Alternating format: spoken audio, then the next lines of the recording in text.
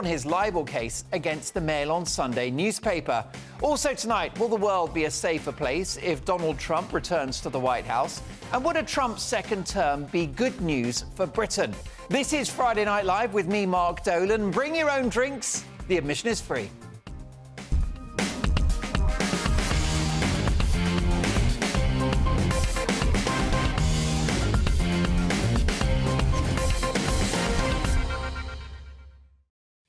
And on tonight's show, my Friday friends this evening, TV news legend Michael Crick and Maverick writer and broadcaster Rafe Heidel Manku.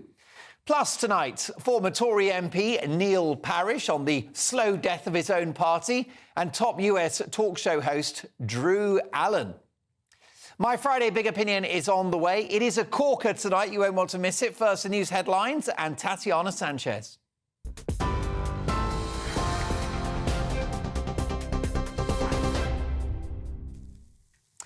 Mark, thank you very much. Your top stories from the GB newsroom, and Tata Steel has confirmed 2,800 jobs will be affected by its plan to close furnaces at its Port Talbot site. The cuts will be made over the next 18 months as the company transitions to a greener way of working. The Unite Union says it's ready to use everything in its armoury to protect staff and defend the industry. Meanwhile, Downing Street says the job losses are not a result of the Prime Minister's net zero target. Rishi Sunak says he remains committed to British steelmaking. The government provided £500 million to support Tata. The alternative, by the way, was that the entire plant would be closed and all 8,000 jobs would be lost. But the government worked with the company, provided £500 million. The company is investing more money in order to safeguard thousands of jobs. And that's something that the UK government has done. The Welsh government did not participate in that. And that's because we cared about those jobs and the future of steelmaking in Wales and the UK. But the Labour leader Sir Keir Starmer says he's concerned about the future of the industry. I was there just in October, so I know how this is going to impact on the workforce. The government said it had a plan for steel. It transpires the plan involves thousands of redundancies. There's a better plan, a multi-union plan, that the government needs to look at again. That's a viable way forward. It's vital that we have a viable steel industry in the United Kingdom. Labour's got a plan for that viable future, not just for the next year or two, but for decades to come. Police say a newborn baby was less than an hour old when she was found in a shopping bag in East London. The child, who's been named Elsa, was discovered wrapped in a towel by a dog walker in Newham. Uninjured, she's said to be black or of mixed race. Efforts are now being made to find the little girl's mother. Police say 4 people found dead at a house near Norwich are thought to have been all from the same family. The bodies of 2 young girls, a 45-year-old man and a 36-year-old woman, were discovered at a home in Cossey this morning. Norfolk police say it's being treated as an isolated incident, but detectives are keeping an open mind. And finally, Prince Harry has withdrawn his libel case against the Mail on Sunday. The Duke of Sussex says instead he wants to focus on the safety of his family and his legal action against the Home Office. He was suing the Mail on Sunday over a story about his dispute with the government department and his security arrangements. He'll now have to pay Associated Newspapers' legal costs as well as his own. He's been ordered to pay almost £48,500 on account before the end of the year. Those are your top stories on GB News across the UK on TV, in your car on digital radio and on your smart speaker by saying Play GB News. Now back to Mark.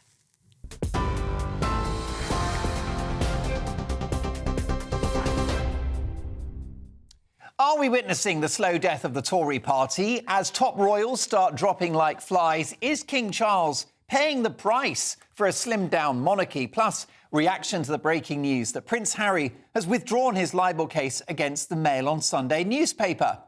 Also tonight, will the world be a safer place if Donald Trump returns to the White House? And would a Trump second term be good news for Britain? All of that, plus much more on Friday Night Live with me, Mark Dolan. Lots to get through, but first, my Friday Big Opinion.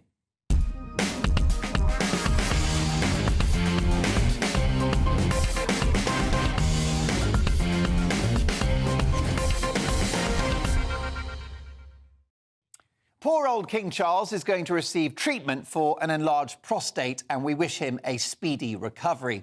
Some people say our monarch is guilty of oversharing and that the Queen would never have revealed information about her health in that manner.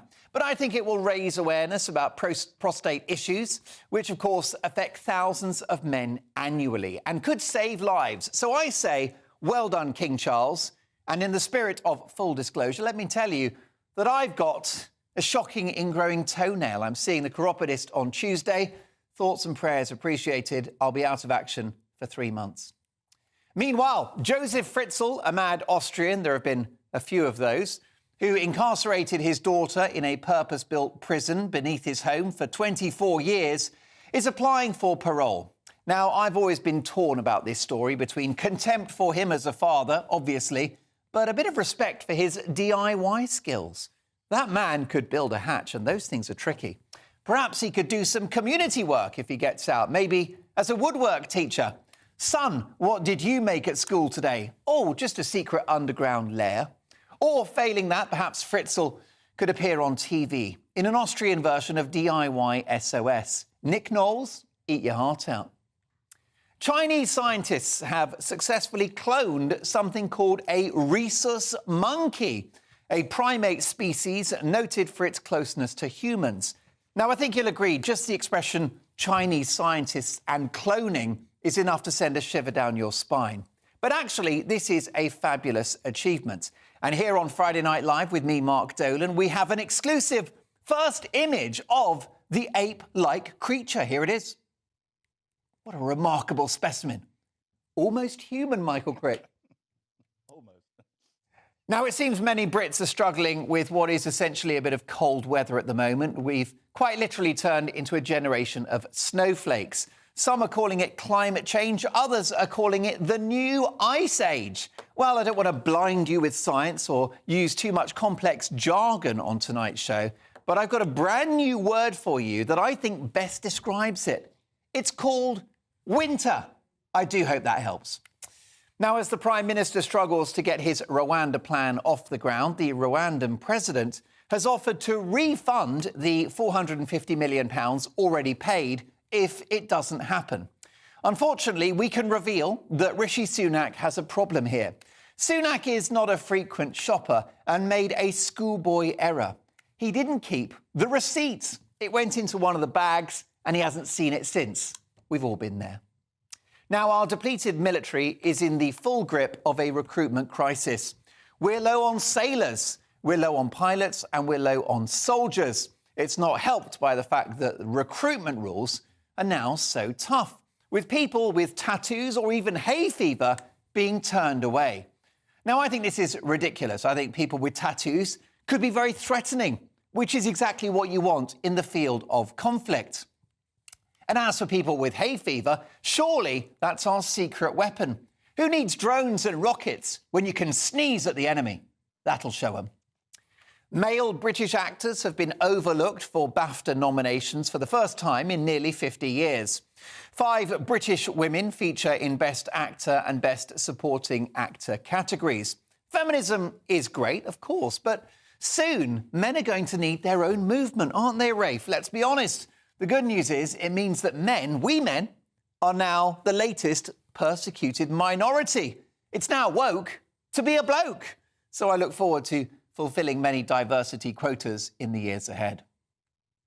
And finally, controversial pop superstar Kanye West's teeth have been replaced by lavish new titanium dentures, silver-coloured false teeth with razor-sharp incisors. Visits to the... oh, gosh, we've all gone crazy here. That's right. Visits to the dentist are normally rather terrifying, but that's the financial price. This bloke has, let me tell you, paid almost £1 million for the pleasure of having his teeth done. We're told these fangs are fixed and permanent, which is why tonight's Friday Night Live Top 10 countdown is Best Celebrity Teeth. Coming in at number 10. Who else could it be? None other than Jurgen Klopp. OK, in at number 9. Let's have a look who we've got. That's right, it's the terrifying clown from the It movie, Tim Curry. Coming in at number 3, Simon Cowell. What a charmer. At number 4, celebrity best teeth, it's got to be Julia Roberts. How can it not be? And how about number 5? Gorgeous, lovely Madonna. But, oh, please, you're asking for trouble. Lost count now. Is it number 6? Yes, it is. It is Prince Andrew. In at number 7, lovely Alan Carr with that toothy grin. Number 8, there you go. It is Mike Tyson. Iron Mike Tyson with more gold in his mouth than you've got in your living room. Number 9, terrifying Nanny McPhee. Is she as scary as Emma Watson? And last but not least, pop superstar Shane McGowan. Blimey, he's an argument for flossing. That was my Friday night big opinion.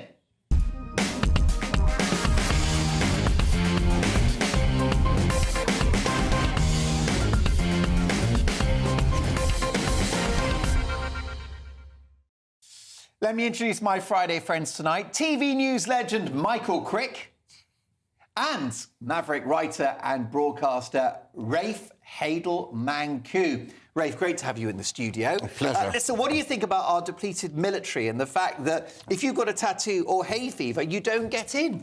Well, quite frankly, it's not just hay fever, it's also asthmatics. And call me old-fashioned, I don't want a bunch of asthmatics defending the nation in our hour of need. This is all about lowering standards in order to improve recruitment.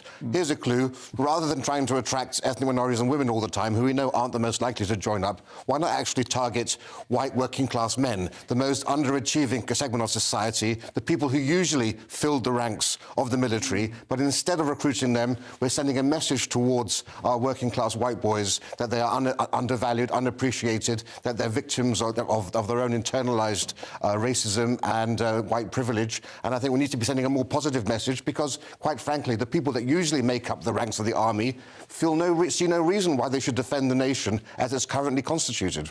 Yes, Michael Crick, do the armed forces need to be diverse? We just need people willing to do that job, don't we? Well, I think being diverse isn't just about fairness, it's about making the best out of your pool of people in society. And there's an absurd contradiction at the heart of this, it seems to me.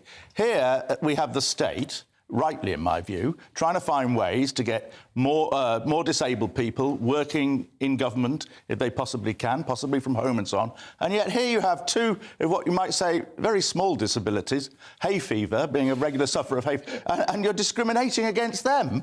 And I suppose you could argue having a tattoo. I might argue people with tattoos won't, is a small disablement. It seems bonkers, really, especially when it's quite hard to get people to join the armed forces these days. I mean, why add yet another obstacle? Do you have any secret tattoos yourself? No, I don't. I mean, my former colleague David Dimbleby, I think, has got an anchor on his bottom, hasn't he? He's got something on his bottom anyway. Yeah, it's funny, whenever I see him, I always do think, what an anchor.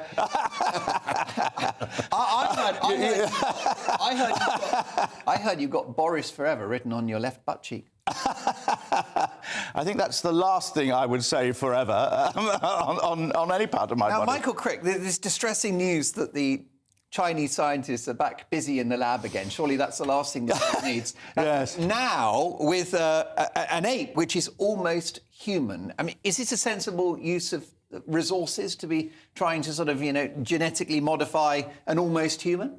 I do get worried about genetically modifying anything, really. And although I would say one thing, and my sisters will kill me for this. I've got triplet sisters, and they're genetically identical.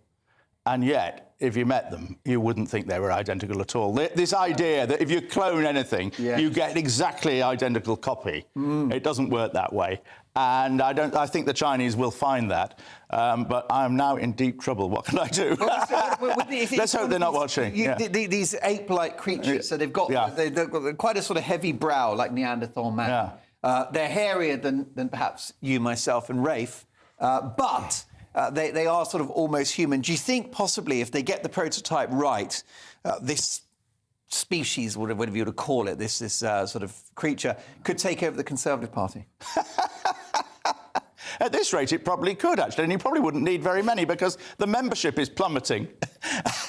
And I've long said, actually, if the Russians or the Chinese wanted to take over our political parties, they easily could have done, and it didn't occur to me that this might be the way of doing it. Well, By the way, Rafe actually is quite hairy, isn't he? Looking at him. I just watched You come out of a Chinese lab. I just watched the invasion of the body snatchers this very week, so I'm rather a suspect of any attempts to do cloning of all. But it just goes to show you, for all the ethical debates we have in the West, the Chinese are going to carry on ahead, whatever the case may be. Yeah. So from AI to all of this. But yeah, you rather stole my line, because I was going to say our government's been run by monkeys for the last 13 years, it seems. So won't make much of a difference. Well, most definitely. Listen, a lot of people are struggling with the cold weather. Do we need to man up and woman up and accept that it's just winter, Rafe? Well, I've got enough insulation around me that I actually don't notice the cold very much, and I never wear... For 20 years, this is as much as I've ever worn in the winter time, and I've also endured 14 Canadian winters of around minus 30 or 40 wind chills, so I think we need to get a grip here. It's only 20 years ago that we were having sort of something close to ice storms in this country,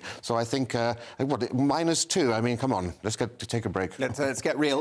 Last but not least, this singer, Kanye West, has spent almost $1 million on titanium teeth. Have you had any dental nightmares in your life? Anything that makes Kanye West talk less, I think, is a very good idea. So if that's the ultimate aim of this, I think that's very good. So maybe they could use a sort of glue gun just to sort of... I saw your top 10 list. I just remember The Simpsons had that famous Book of British Smiles, which brought tears to I think, Lisa's face when she saw it. But no, I've got no dental problems, but I did once go to an emergency dentist, and if anyone wants a good career path, an emergency dentist on a weekend, I had to mortgage my house, basically, for a 5-minute operation. Yeah, that would do it. And don't get me started on the locksmiths.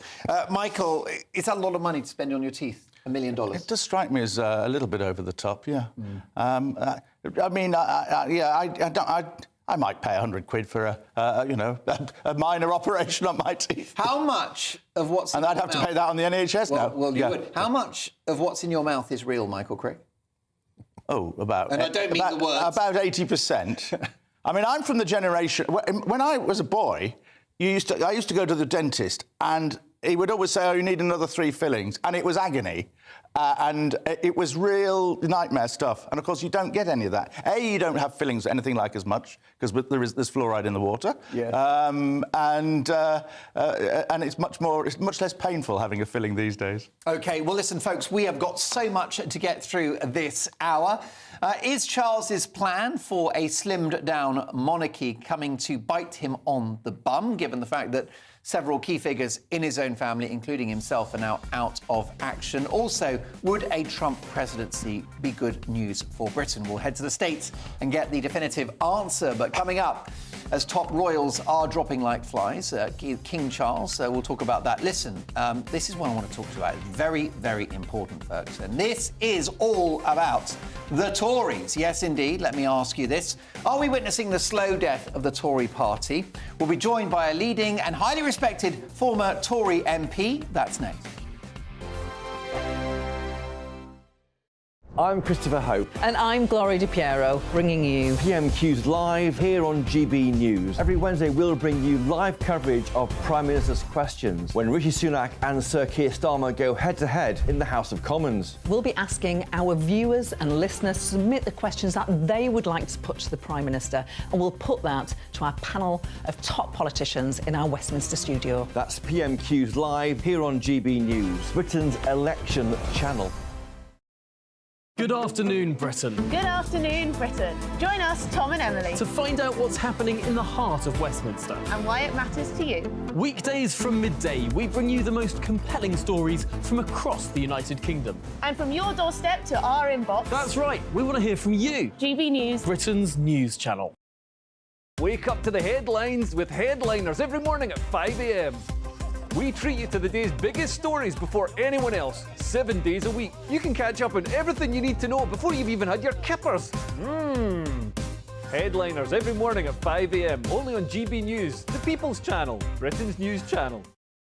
GB News, unlike other broadcasters, isn't obsessed with the London-Westminster bubble. We think there's a nation beyond the M25, and that's why we talk about the issues that matter across the land. Join me on State of the Nation, 8 to 9 o'clock, Monday to Thursday, on GB News. Daisy's listening, and you should too.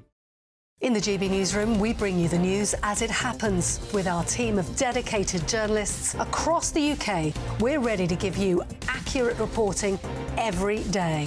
When the news breaks, we'll be there with bulletins on GB News, the People's Channel, Britain's news channel.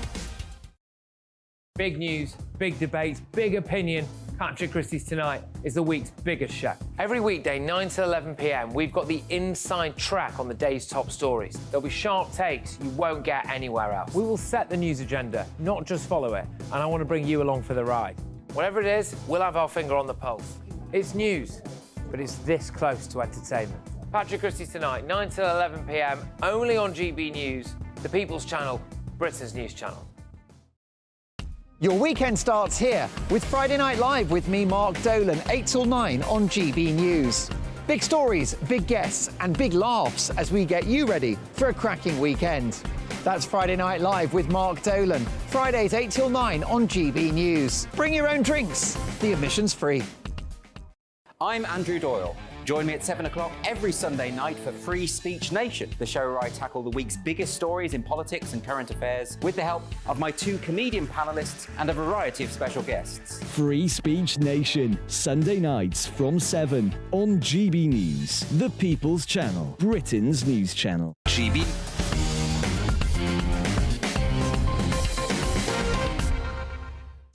Coming up as top royals start dropping like flies, is King Charles paying the price for a slimmed-down monarchy? Plus, Prince Harry has dropped his legal action against the Mail on Sunday. Why? We'll be joined by a top royal insider. But first, it's been a week to forget for the Conservative Party, who have been engaged in civil war over the Prime Minister Rishi Sunak's Rwanda legislation. Key figures on the right of the party, including former Home Secretary Suella Braverman, deemed the bill not fit for purpose. And the ensuing political drama saw the resignation of both Lee Anderson and Brendan Clark-Smith as deputy chairman of the party.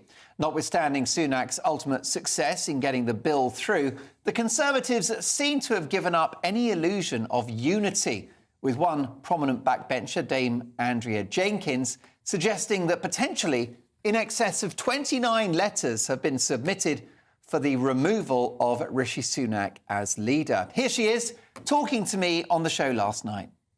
To act, Mark. I mean, I think this is last chance to the saloon now. Let's get rid of Rishi. Let's get somebody who's got balls of steel, who will actually be prepared to come out of the European Court of Human Rights. That's what we need, somebody who's strong like that. I think, unfortunately, Rishi is a gift to Labour at the moment, so it's which is lesser of the two evils, really.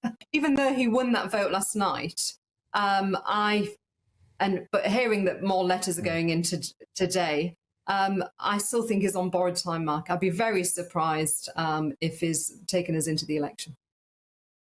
Powerful stuff. So are we witnessing the slow death of the Tory party? I'll bring my top pundits in just a moment, but who better to kick off the conversation than former Conservative MP Neil Parish? Neil, great to have you with us on the show. Do you think the Tories are dying?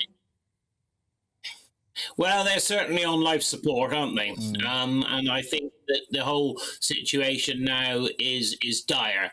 And I think this idea of just sort of turning on Rishi, and I think, notice of my death, is much exaggerated. I think you'll find when there's 29 letters, you've probably got 15.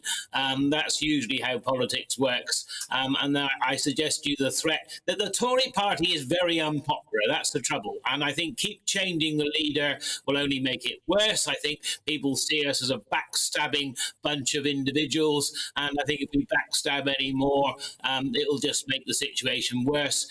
Come together, for goodness sake, if you've got any chance in the general election. It's quite interesting for me watching it from outside of Parliament, because you can see the sort of various factions coming through. I actually have a lot of time for Robert Buckland, who actually knows the law pretty well, and he was saying that, some of these amendments, which are so-called toughening up the bill, he believed actually in the end will actually weaken it. So, the trouble is there's a lot of argument going on, a lot of people suggesting, they're tougher and bigger and tougher. And of course, for me, it's fascinating watching the sort of 92 to 97 scenario just playing out again.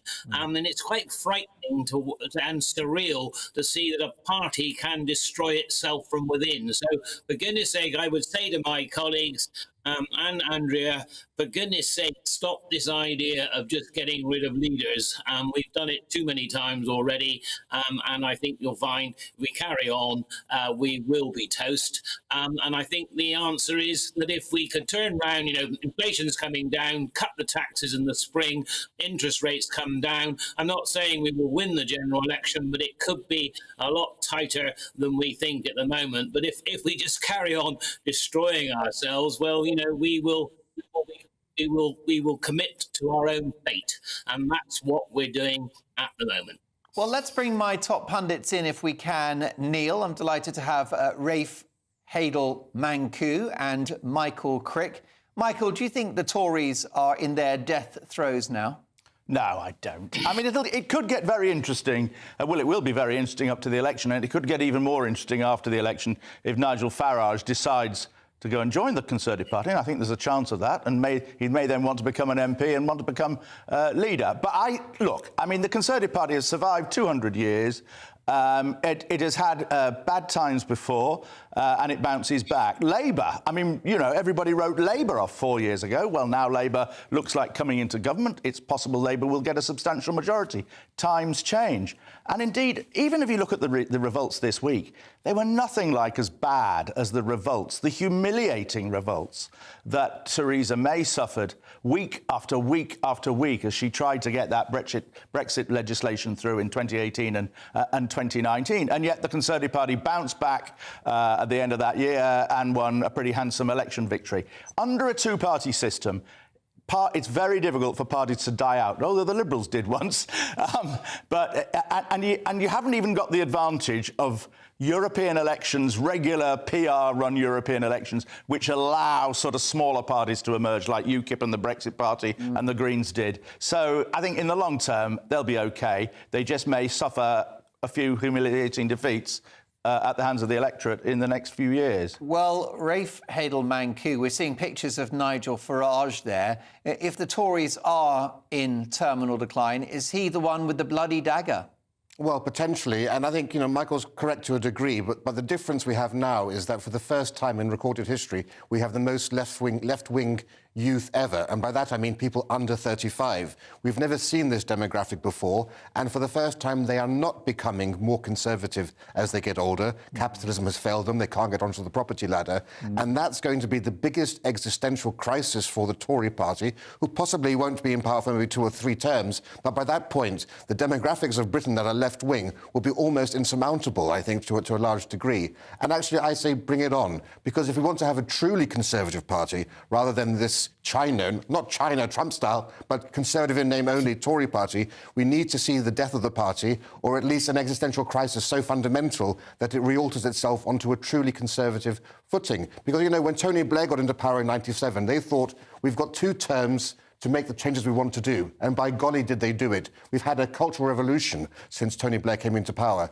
The Tories have been in power for longer than that, and they've wasted every opportunity to reverse that long march through the institutions, to level up and meet the red wall. And I think that's the most scandalous thing that I've witnessed in this past 20 years. Well, there you go. So, Neil, the criticism from Rafe there is that the Tories just aren't conservative anymore.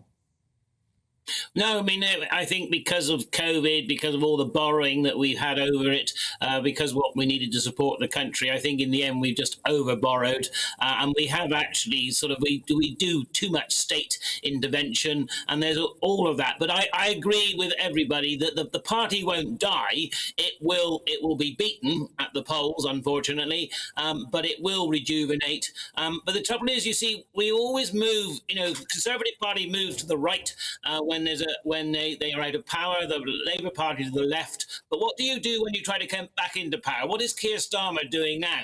He's moving to the centre ground and so-called moving the Labour Party to the right, so in order to get power. So I think you'll find it'll be interesting to see what happens with the Tory party when they come out of power. But I also think if they don't need to be so hammered at the polls as they're going to be, if they would just calm down.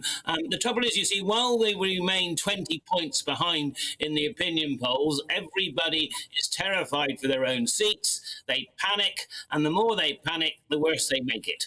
And that was the lesson of 92 to 97. The only thing I would argue about, the difference between Theresa May's government, of course, we didn't actually have a majority. I mean, we have got a 6-seat majority in the House of Commons, so we shouldn't lose any votes, should we? I mean, she didn't have she had to rely on the Democratic Unionists, which was sort of quite an unreliable bunch of people, dare I say. And so the whole thing was much different. And I think that is what's so crazy about the situation. Now, again in 92 to 97, John Major lost his majority, whereas we have a clear majority, but we are just fighting ourselves, and the country wants us to pull it around, get the economy going, get the taxes down, look a bit more Tory, and who knows, it may not be so dreadful, Mark, as we like to lament the end of the world, but I think it won't be the end of the world, and we'll pull back.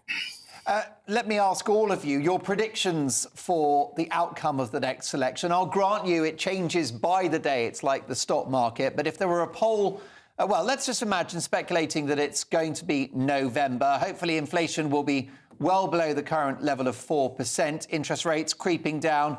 Economic growth back to something sensible. Neil Parish, a November poll, the result, your prediction? I reckon it'll be Labour by about 30 seats. OK. Michael Crick? Labour majority of about 60. Rafe? Along those lines, but remember that we have new constituency boundaries, which make it harder for the Labour Party now. Not much. There you go. Well, I might pop down to Paddy Power, or other betting outlets are available. I might have a fiver on a hung Parliament, but of course, do gamble responsibly. What were you going to say, Neil? Yeah, I think the boundaries will help, but I think if the tide turns hard enough, a lot of seats will be lost. But I still think there's a chance to cut it back to about 30 seats rather than 60. But we'll see in a few months' time, 8 or 9 months' time. We won't be able to predict then. We shall know, won't we? But it'll be interesting to see if we look back on what we've all said tonight to see where we are. Because I used to make speeches, about the great victories we were going to have in the 2000s when I was an MEP, only to go back to the constituency the next time we'd lost it.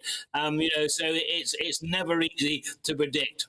No, definitely. Michael, just a couple of seconds on this. You've written a book about Nigel Farage. This is a guy who unearthed the debanking scandal. He's part of the broadcasting revolution that is GB News. And of course, he's the man primarily responsible for Brexit. Are you telling me that he's not going to spearhead yet another political revolution? Do you not think that he can change the political landscape in the next 5 to 10 years, potentially wiping out the Tories? Not from the presidency of reform, no. I mean, actually, everybody gets in a tiz about reform right now. Their performance in the parliamentary by-elections is pathetic compared with the way the huge performance of UKIP in parliamentary by-elections before the 2015 election, and then UKIP failed at the 2015 election, essentially. So it's all hyped up. People on the left hype it up. People in reform hype it up. The only way in which Farage, can make a huge impact, I desperately hope he doesn't, is if he was to join the Conservative Party and take it over. Right. But even there's a problem. The Parliamentary Conservative Party, I predict, will be more centrist, more to the left than it is now, because all those people in the red wall seats will lose. And if you look at the people who've been chosen as candidates, and I study this all the time, they are pretty middle of the road. And the right are furious at how few people they're getting in. Coming up, as top royals start dropping like flies, is King Charles paying the price for a slimmed-down monarchy? Plus, Prince Harry has dropped his legal action against the Mail on Sunday. Why? We'll find out next.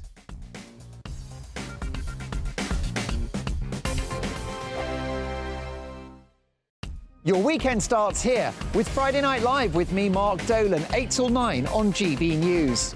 Big stories, big guests and big laughs as we get you ready for a cracking weekend. That's Friday Night Live with Mark Dolan. Fridays 8 till 9 on GB News. Bring your own drinks. The admission's free. Wake up to the headlines with headliners every morning at 5 a.m. We treat you to the day's biggest stories before anyone else, 7 days a week. You can catch up on everything you need to know before you've even had your kippers. Headliners every morning at 5 a.m. only on GB News, the People's Channel, Britain's news channel. In the GB Newsroom, we bring you the news as it happens. With our team of dedicated journalists across the UK, we're ready to give you accurate reporting every day. When the news breaks, we'll be there with bulletins on GB News, the People's Channel, Britain's news channel. Big news, big debates, big opinion. Patrick Christie's Tonight is the week's biggest show. Every weekday, 9 to 11 p.m, we've got the inside track on the day's top stories. There'll be sharp takes you won't get anywhere else. We will set the news agenda, not just follow it, and I want to bring you along for the ride. Whatever it is, we'll have our finger on the pulse. It's news, but it's this close to entertainment. Patrick Christie's Tonight, 9 to 11 p.m, only on GB News, the People's Channel, Britain's news channel. Good afternoon, Britain. Good afternoon, Britain. Join us, Tom and Emily, To find out what's happening in the heart of Westminster. and why it matters to you. Weekdays from midday, we bring you the most compelling stories from across the United Kingdom. And from your doorstep to our inbox, That's right, we want to hear from you, GB News, Britain's news channel. GB News, unlike other broadcasters, isn't obsessed with the London-Westminster bubble. We think there's a nation beyond the M25, and that's why we talk about the issues that matter across the land. Join me on State of the Nation, 8 to 9 o'clock, Monday to Thursday, on GB News. Daisy's listening, and you should too. I'm Andrew Doyle. Join me at 7 o'clock every Sunday night for Free Speech Nation, the show where I tackle the week's biggest stories in politics and current affairs with the help of my two comedian panellists and a variety of special guests. Free Speech Nation, Sunday nights from 7 on GB News, the People's Channel, Britain's news channel.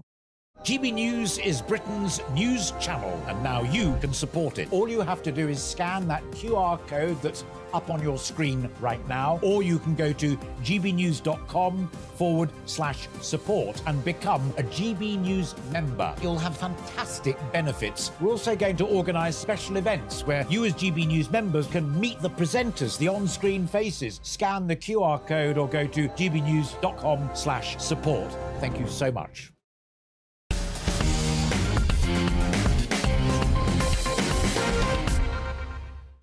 Coming up, will the world be a safer place if Donald Trump returns to the White House? And would a Trump second term be good news for Britain? But first, we'll get to Prince Harry and his decision to cancel legal action against the Mail on Sunday in just a moment. But it's been a week of medical drama for the royal family, with Princess Catherine, the Princess of Wales, entering hospital for an operation on her abdomen. She will likely stay in hospital for a couple of weeks, and, along with her husband, Prince William, won't be seen in frontline royal duty until after Easter. Meanwhile, King Charles will shortly go into hospital for treatment for an enlarged prostate. Of course, we wish both parties well and a speedy recovery. But Richard Kay, writing in the Daily Mail today, says that Charles's slimmed-down monarchy is coming apart at the seams. When asked about this issue almost a year ago, Princess Anne said it doesn't sound like such a good idea. So, with the monarch, his son and heir, William, and arguably the most charismatic member of the family, Catherine, all out of action, has Princess Anne been proved right? Is Charles paying the price for his slimmed-down monarchy? Discussing this, I'm delighted to welcome political commentator Lynn May. Lynn, great to have you in the studio. Thank you. Listen, it seemed like a good idea to slim down the monarchy because the economy's shot to pieces. Everyone is struggling with the cost of living. So for the king to be budget conscious seemed wise. Now I'm having second thoughts. I don't know. I think when we think of the royals, fulfilling their duties, we think of big events. Now, if I ask anyone on the panel, can you tell me some really big events up until Easter where we really need to see loads of royals attend? Do we know of any? Well, no, but I suppose you need one, don't you, to open a hospital wing Yes, of course. But my thing is this. I don't think as much you're going to get loads of people that absolutely love the royals. I love the royals. I think they're fantastic for Britain. But I don't think that we will notice if the press don't continuously cover, you know, where are the royals? They're in hospital. Oh, no, Andrew's off doing whatever. Harry's doing this. Meghan's doing... It's only because it's perpetuated and pushed in our face that we actually even know that this is a story. I don't know, though, because, I mean, this will be 2 months in which the King will not have his absolute stars, which are the Prince and Princess of Wales, available for the photo shoots to fly the flag for the family. 2 months, that's a long time. But I think it's a good balance. You know, we're seeing less support, if we're honest, for the royals, even though, like I said, I like them, many people do. But it will show... Also, it shows the human nature of the royals, for the simple fact that, yes, sometimes humans get sick. Yes, a husband should support his wife in being ill. You know, we all have, maybe not as much as Andrew, but we have a bit of a black sheep of the family. So do you think William is right to sit this one out until his wife is better? I wouldn't say entirely, but I would be quite disappointed if I saw him on the front line all the time when you've got a sick wife at home. And I think more husbands, if you know that your wife is not well, you should be there to support her. Rafe, you've got the stats on how large the sort of active serving royal family was, I think, in 2018. Yes, when we had the Queen and the Duke of Edinburgh still around, it was up to 18. Of course, what we've had since then, not only have we lost... 18 working royals. Not since then. Effectively on Surely the Duke of Edinburgh was out of action. Not only had we lost by that point the troublesome trio of Harry, Meghan and Andrew, but since then we've also had the Dukes of Kent and Princess Alexandra retreat, because they're approaching 90 right now. The only minor working royals left are the Duke and Duchess of Gloucester, but they're approaching 80 as well. So anyway, the streamlined monarchy the King wanted was of 10 people. It's now down to 7 because of the departure of the troublesome trio, and it's now actually down to 4 temporarily whilst we have the Prince and Princess of Wales and the King out of action. And whilst that's just a temporary absence, it actually gives us a sight of the future, because as the older generation get older, there's more likelihood that they're going to have more health ailments afflicting them. Now, there's a light at the end of the horizon here, because, of course, the 3 young children of William will come of age in about 15 years. But then the King's going to be 90, the Queen will be 91, and Princess Anne will be 88. So they won't actually be fleshing out the monarchy, they'll just be filling up the gaps left by the senior royals. It's like the Manchester United squad, isn't it? It's aging. I was thinking that myself, and yes. not enough stars. Not enough stars and not enough defenders. I mean, you know, I'm not a great monarchist, but I do think it's quite important to have a good supply of them for these events, because they're great morale boosters. I mean, I saw Sophie doing the opening of the medical school at the University of Kent a few months ago. She made a tremendous speech. You know, and everybody felt great afterwards. But I mean, some of that will have to be postponed, won't it? Openings that, I mean, they're never really literally the opening, are they? They're always the symbolic opening. Yeah. So some of the actual events will have to be postponed. I think it's good, and if they can get the numbers back up, then great. Yeah, I think it's good that I'm happy that King Charles has scaled back, because it reflects the tone of the country. We're facing economic crisis, and to have, you know, loads of royals... I know you said it boosts morale, but some people also find it quite distasteful to have so many working royals when the country is struggling, and they're essentially, you know... I know they bring in loads through tourism, but they aren't cheap. No, and actually back in 2018... Well, there are ways of cutting back their expense, surely. Also, just like there are for journalists. But I have to interject, because the monarchy plays a fundamentally important role as a symbol of national unity and identity and social cohesion. So we need to have members of the royal family across the breadth of this country opening schools and hospitals. Does everyone feel like that? Community centres, because people engage with it in a way. It's one of the few institutions left in our country that actually helps to unite us as a people, and I think it's to the detriment. And also, remember, there are over 1,600 patronages that the royal family have had to scale back on. Now, these are issues and causes that are unsexy, and the media would never cover issues like this unless the royal family bring attention to them. And also the unsung heroes, the soup kitchens, St John's Ambulance, the Girl Guides. The monarchy is a supreme champion of civic duty, volunteerism and philanthropy. And having a reduced... The monarchy must be seen to be doing good. And I just fear that slimming it down will limit that. Let me ask you this. In the news, and it's extremely sad that either of them have had to go to hospital, and I hope that they have a speedy recovery, but we have had so many headlines that are crucial. We've had a little boy who passed away next to his father. We've had the Rwanda bill. We've had war in the Middle East. And what's dominated our headlines is, you know, King Charles having his prostate reduced, some work done on that, that. And we've also had Princess Catherine, who's had a successful, by the sounds of it, abdominal surgery. Should that be dominating wherever they're key issues that we should be looking at? Awareness about enlarged prostates, definitely, because that's one of the great things that's come out of this is the number of people who are now looking 11 times an increase in the number of searches about prostate, which is very good. But your issue is a relevant one. Take it up with the red tops and the tabloids because it's not the royal family. Agree. Putting that out. All right, well, this one is going to run and run. Coming up next, will the world be a safer place if Donald Trump returns to the White House? And would a Trump second term be good news for Britain? I'll be asking a top US talk show host next.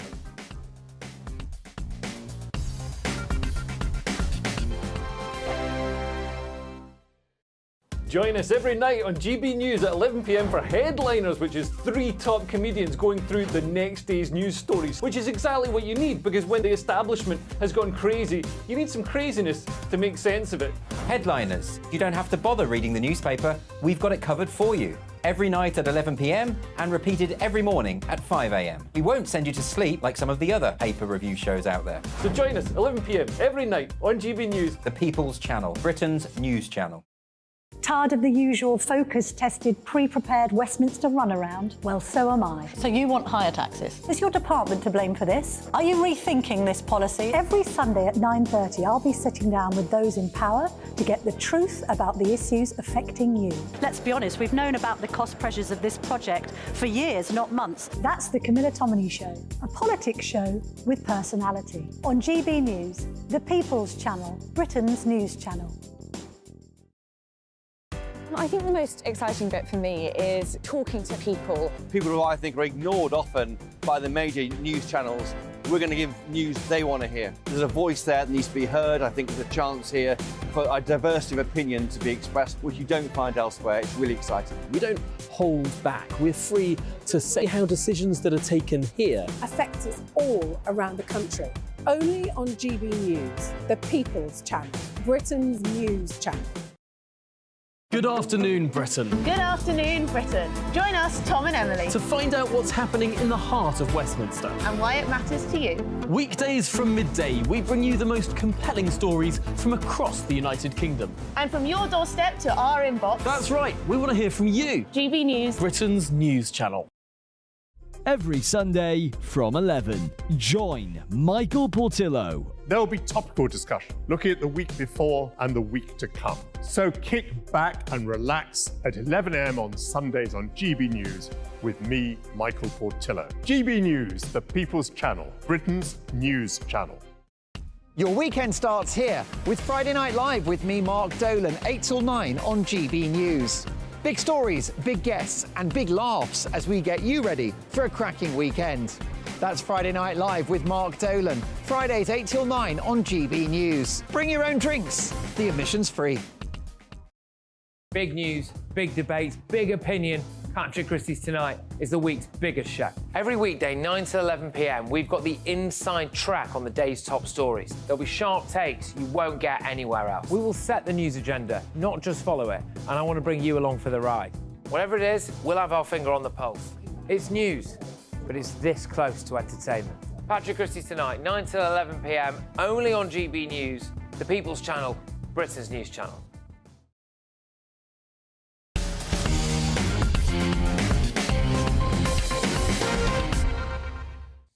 Welcome back. Now, Donald Trump has what election strategists call the Big Mo momentum, with the former president storming to over 50% of the share of votes to be selected as the Republican nominee in the race for the White House later this year in Iowa. Notwithstanding his current legal issues, if he does get to run, the polls predict a storming victory over Joe Biden, which is why our attention turns to what kind of president he would be second time round. Will he be older and wiser? What about his foreign policy? Will the world be a safer place under President Donald Trump? And perhaps more importantly, would a Donald Trump White House be good news for Britain?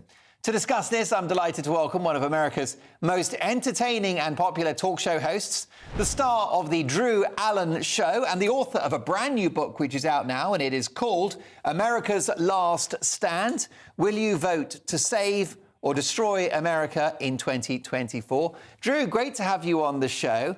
First of all, Is Donald Trump going to be able to run for the White House? Do you think he'll overcome his current legal challenges? Well, my sound's out, but I'm going to respond, and this is going to be an amazing moment for television. So firstly, the big concern here in the U.S. has been over the contenders that are challenging Trump, basically suggesting that the polls are wrong, he's not going to win, they were going to show us in Iowa. And let me just give you an analogy in terms of where we are in the election cycle with Trump here. It's like Monty Python and the Holy Grail, all right? King Arthur comes across the Black Knight, and he actually tries to recruit the Black Knight, and the Black Knight says, screw you, you can't pass, so they fight. And King Arthur chops off an arm, another arm, it's just a scratch, cuts off the legs. He's defiant. He will not give up. And then he's just a torso on the ground, and, that's how it ends. That's what just happened in Iowa. Donald Trump just put these torsos on the ground, and these people are still refusing to concede and admit that Trump's going to be the nominee. Fascinating stuff. What a pro, Drew, that you kept going even though you couldn't actually hear what I was saying. We'll fix those technical issues. In the meantime, Rafe, Hadel, Manku and Michael Crick are with me.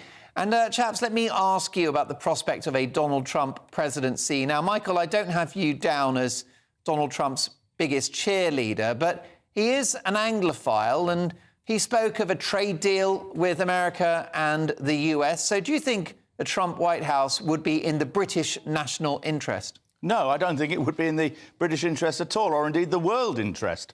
For a start, he says he'll settle the Ukraine war in 24 hours. Well, I don't think he will, but he'll certainly, I think, be far less supportive of Ukraine, which is likely to greatly increase the chances of the Russian victory and the threat that then poses to the rest of Eastern Europe. And, of course, he's not a great fan of NATO. Now, I actually agree that the rest of NATO should increase its contributions. I do agree with Trump on that. But his lack of commitment to NATO is another worrying thing at a time when the world is increasingly run by nasty tyrants, and Trump loves these tyrants and schmoozes up to them and admires them and so on. And the third thing that I think is worrying is, Donald Trump has basically defecated on the US Constitution.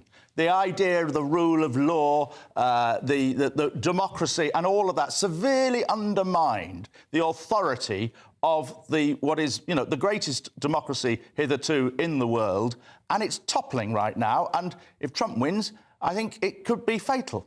OK, well, US democracy. I'm not sure I fully agree, Drew Allen, with Michael Crick there, because, of course, 4 years as president, Donald Trump didn't start a single war. Well, that was all really good propaganda. I've heard it everywhere from CNN and everyone else who has been lying to basically everyone for years and years and years. The amazing thing that we can look at is we actually lived, all of us, under a Trump presidency and a Biden presidency. And if you just ask yourself one simple question, that Reagan question, are you better off today than you were 4 years ago? If you ask yourself, were you better under Trump or Biden? Well, it's amazing because by zero metric, not a single metric you can name, even lying like you just did, can you suggest that things are better under Biden? We didn't have a war in Russia and Ukraine. We didn't have the possibility of a third world war or this unrest in the Middle East. We had a secure border in the United States of America. So despite the propaganda and the lies, it's actually the left that's defecating on our Constitution. And we're not a democracy. We're a constitutional republic. And the people are fed up with this. And what the Democrats and the establishment are trying to do, it's not just about GOP and Democrat Party. It's about a bunch of elites who have defecated on the Constitution long ago to seize power from the American people, who believe that this government, right? Remember, we went to war, by the way, King George III, you know him, over a lot of this. And our Constitution says we, the people, are the master, and those in government are the servant. And what we have now is them defecating on our constitutional process by trying to prevent the leading GOP leader for president from running over this total baloney. And it's all in my book, so I don't have time to get into the whole thing here, but it's a live, long debate. Most definitely. Let me do a plug for the book. It is called America's Last Stand. Will you vote to save or destroy America in 2024? It's already got the country talking. Briefly, just a few seconds if you can, Rafe, your reaction to what you've heard. Yeah, well, just remember, it was only after Trump left office that Putin went into the Ukraine and that China began saber-rattling over Taiwan. It was Trump who managed to get European nations finally to increase the amount that they're giving to the NATO budget. But remember also, of course, the special relationship hasn't been at such a low point now since the Suez crisis in the 1950s, because we have the most Anglophobic President Biden right now. OK, listen, Drew Allen will do more next time. More power to you. Brilliant to have you on the show. Patrick Christys is up next. What's happening, Patrick? Yeah, loads on tonight. We've got migrants in the back of lorries, up 60%. Should we bring back national service to allay World War III fears? Muslims are taking schools to court. Harry drops his libel case. Should we sue the government over terrorism? And Sky stitch up Sunak with a dodgy clip. And I'll also have all of tomorrow's newspaper front pages tonight, 9 to 11 p.m. Great stuff. Looking forward. Thank you, Patrick. Thank you to Rafe and Michael for their delightful company, all my brilliant guests, and Maria, who wasn't feeling well today and still did a great job producing the show. I'm back tomorrow for Mark Dolan tonight with the Big Opinion, the Take at 10, and much more. Patrick's next. That warm feeling inside from Boxed Boilers, sponsors of weather on GB News. Hi there, it's Aidan McGibbon here from the Met Office with the GB News forecast. A marked change in our weather occurs this weekend. After a cold week, it turns much milder. It also turns much wetter and windier as Storm Isha arrives late in the weekend. Here's what's going on. The Atlantic influence is returning, and it's really going to bring us some very wet and windy weather. Storm Isha turning up later Sunday and into the start of Monday. But for the time being, actually, for much of the UK, it's a quiet end to the week.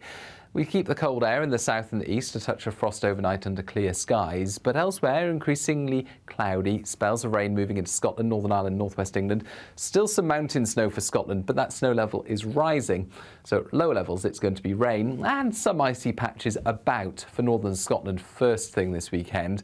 But soon enough, the milder air is sweeping in from the southwest, and we're going to see increasingly cloudy and damp weather across much of the UK throughout Saturday. Saturday afternoon, the rain does ease for a time, stays damp over western and northern hills, but brightest towards the southeast. Still on the chilly side, 6 to 7 Celsius, but you can see further west, 9 Celsius. Turning milder into the start of Sunday, generally frost-free, bright, but with some showers around. Then the first signs of Storm Isha, a spell of very heavy rain moving in, especially over western hills, before the winds really pick up by Sunday evening. The risk of 70 or 80 mile-per-hour wind gusts in places. Looks like things are heating up. Boxed Boilers, sponsors of weather on GB News.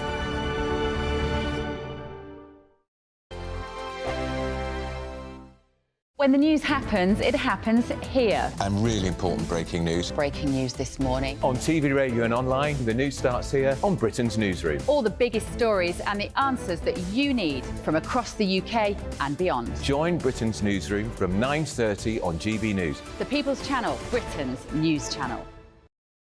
Have a great Saturday night with me, Leo Curse, on the Saturday Night Showdown. It's a crazy world out there, so come and make fun of it with me, my panel of comedians, and a couple of people who actually know what they're talking about.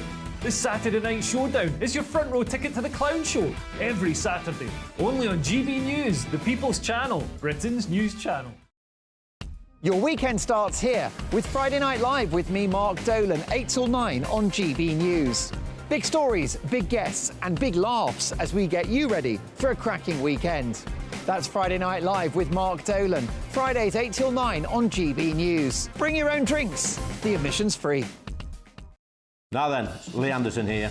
Join me on GB News on my show, The Real World, every Friday at 7 p.m. I'm not eating bloody cat. Are you Delicious. mental? Open your mouth. OK, here comes a train. Reminds me of the scene in Singing in the Rain. Adam, is that a good one? Whoa! Join me at 7 on GB News, Britain's news channel. Good afternoon, Britain. Good afternoon, Britain. Join us, Tom and Emily, To find out what's happening in the heart of Westminster. and why it matters to you. Weekdays from midday, we bring you the most compelling stories from across the United Kingdom. And from your doorstep to our inbox. That's right, we want to hear from you. GB News, Britain's news channel. I'm Andrew Doyle. Join me at 7 o'clock every Sunday night for Free Speech Nation, the show where I tackle the week's biggest stories in politics and current affairs with the help of my 2 comedian panellists and a variety of special guests. Free Speech Nation, Sunday nights from 7 on GB News, the People's Channel, Britain's news channel. In the GB Newsroom, we bring you the news as it happens. With our team of dedicated journalists across the UK, we're ready to give you accurate reporting every day. When the news breaks, we'll be there with bulletins on GB News, the People's Channel, Britain's news channel. Wake up to the headlines with Headliner.